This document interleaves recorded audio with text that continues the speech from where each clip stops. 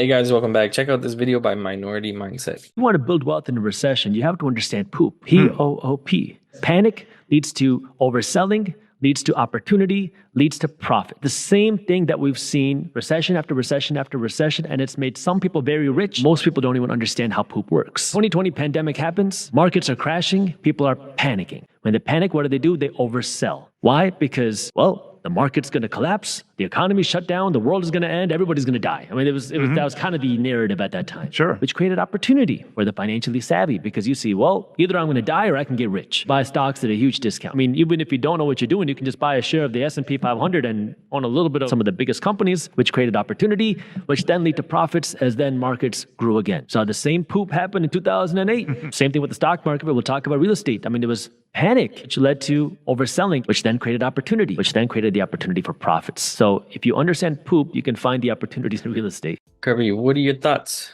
on this? Poop, poop, poop, poop. Yeah. Panic leads to overselling, leads to opportunity, leads to profit. I don't say it in that way, but I love the acronym. I love the acronym. The way that the financial news media, financial advisors, and they make the money is because they can control emotion. They know the most mom and pop investor, they cannot control emotion whatsoever. That's all investing is an emotion. You have to have the ability, the aptitude to do the inverse of what you're feeling. When you're scared, you have to do something. You got to jump off the bridge. You have to face your demons. You have to check the closet and see if any ghosts in there. Now you can see the door handle rattling, and you know something in there, but you got to be brave enough to step in there and see what it is. That's really what investing is. Like me, Alex, you know this. When the stock market is down, I'm happy as there is. Everybody else is panicking, not me, because I know what I'm going to do.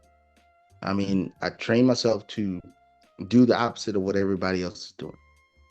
Um, and when his analogy he used, and I pass off to you, the analogy that he used, it's either you're going to die or you're going to get profit. That's exactly how I look at it.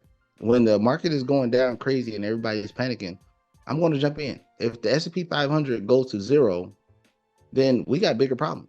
Money is not going to be, excuse me, money is not going to be the catalyst that's going to get me out of the situation if everything else is at zero. Right. So I'm going to put my money there, and then when the market returns, then I make the profit. But if the market goes to zero, I'm going to be picking up sticks, brooms, rifles, guns, whatever I need to do to make sure my family survive. But it ain't going to be the dollar bill that's going to get me out of that situation once if everything goes to crap. The the thing that people don't understand, for the S&P 500 or the stock market to go to zero, it has to be nuclear war by more than one country. It can't just be United States bombing somebody with a nuclear weapon. It has to be bombs coming from all sides. And then the market gonna go to zero because it's not gonna be anybody left. Then okay, well, I had my opportunity. Besides that, it's game on. It's taking every dollar. Like when the markets start coming down, that's the first conversation. I mean, we have the conversation a lot in my house, but that's the first thing we talk about.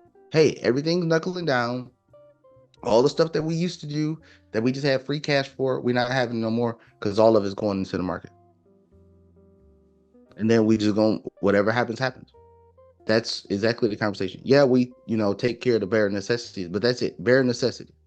Everything else is gone. I'd rather sit here with just candles before I just be like, oh, I'm just going to miss this opportunity because I can't afford it. No, everything has to go.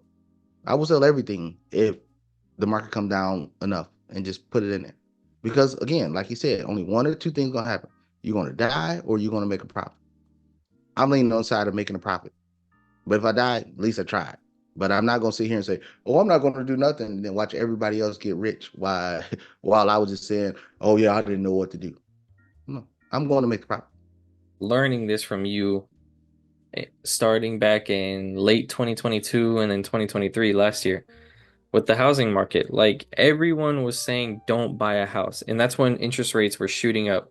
I think when I got in the first property, the interest rates were around that like 5 to like 6.5% mark.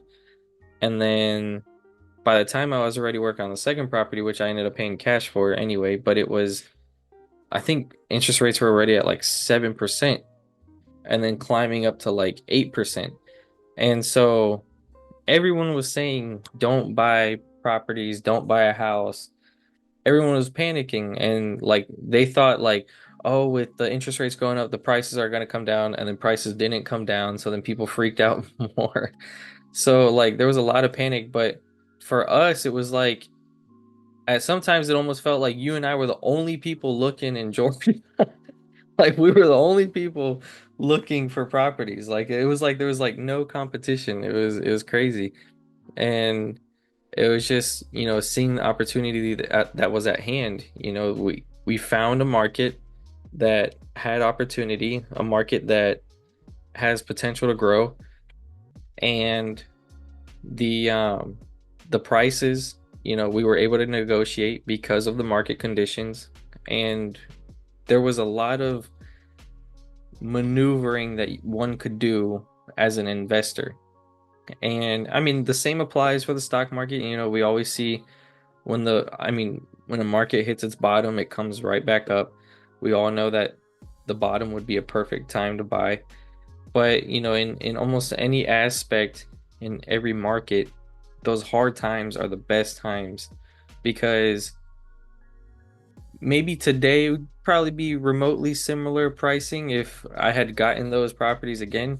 Definitely not the first one, the one that was in Florida, but the but properties, I mean, like, you have to, when you see an opportunity, you gotta jump on it and not let your fear blind you. Yeah, and that's the crux of it. I was just doing mental math while we was talking about it. When the interest rate started going up high, I did 13 units, about 13 units when everybody was saying, don't touch nothing. Still today, at the discounts that I got those units at, because even the sellers was panicking, trying to hurry up and get out of the property, so they was taking whatever deals that came to them. I grabbed 13 properties when everybody else was saying, don't do it. It's a bad time. That's the crazy aspect of it that people don't understand. And then now when the markets recover, then I'm gonna tell them what price that I got the property at. Oh man, you got lucky. No, I didn't get lucky. I was willing to look the bear in the face and punch the bear in the face and go for it. That's all it was. It wasn't nothing special. It wasn't nothing crazy. I mean, people wanted to go on cruises and trips out of the country and all that other stuff. I decided to make more money. That's all it was. Pandemic was lifting, and then people's like, "Oh, I lost a year of my life, so I got to go get it back. I got to go hurry up and go spend all the little money that I had saved up." I decided to go get more money. So now, don't know where the economy is going in the next, 2 to 3 months, but the job numbers are coming in softer. The hiring rate is coming in slower, and then now people are going to sit there and scramble and be like, "Oh, what am I going to do? What am I going to do?" I'm going to do the same thing I did during COVID. If it gets bad, I'm going to take advantage. If the economy gets good, I'm going to take advantage. I mean, Alex, we talked about interest rates dropping. Everybody was saying, "Oh, wait, don't buy a house until interest rates drop." I said that the biggest thing that's going to come out of this is people going to realize that people don't have money even with lower interest rates. Now the interest rates are in the sixes for homes, and the amount of inventory still coming on the market is still there. The demand still didn't show up. So what did that leave? Opportunity. Because now it's so many houses on the market. Now people got to go to the lowest. It's a drive to get to the lowest price to make their house more attractive. And then there's opportunity again to buy more. I leave next week to go look at 9 more units. Hopefully I take out, 5 of the 9. If I get all 9, great. But hopefully I can get all 9 at the right price. But that's what I do all the time. No matter what market, there's never a bad time to buy real estate. And again, in the stock market, the best time to buy is when everybody else is panicking. March 2009, when the market hit its low, was also the time where that was the most outflows coming out of 401k and retirement accounts. That was the opportune time for you to start investing, because it was all over the news. Alex, you wasn't old enough to know about what was going on. It was all over the news, and I was in Iraq, but I would go to the dining facility, and I'll see the news on. They say this is the worst recession since the Great Depression. The only thing I thought was, and I didn't have any investing aptitude. I said, well, if the Great Recession recovered, this one will too. Let me go jump in and see what happens. And then from then on, I've been waiting for downturns ever since.